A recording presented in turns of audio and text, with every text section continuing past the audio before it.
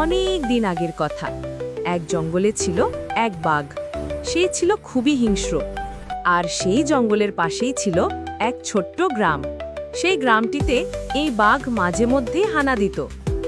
গ্রামবাসী এই হিংস্র বাঘটিকে খুবই ভয় পেত। বাঘটি গ্রামবাসীর কাছে যা চাইতো তাই তাকে দিতে হতো।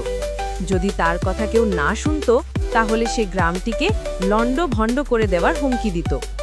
গ্রামবাসীও সর্বদা আতঙ্কে থাকত এবং বাঘ যা চাইতো তাই দিত। গ্রামের সবাই এই সমস্যার হাত থেকে বাঁচতে চেয়েছিল, কিন্তু তারা কোনো উপায় খুঁজে পেত না।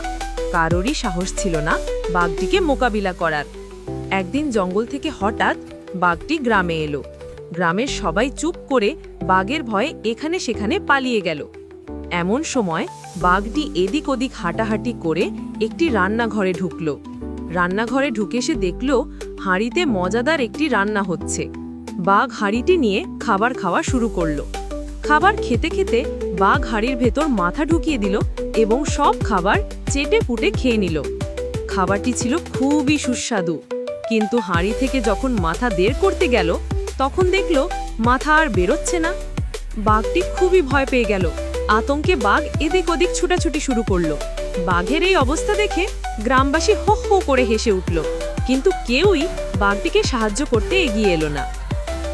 গল্পটি এখানেই শেষ, কিন্তু এই গল্পটি আমাদের শেখায় লোভ আর অহংকার শেষ পর্যন্ত নিজেরই সর্বনাশ ডেকে আনে, আর যারা অন্যকে ভয় দেখায় একদিন সেই ভয়েই তাদের ঘিরে ধরে।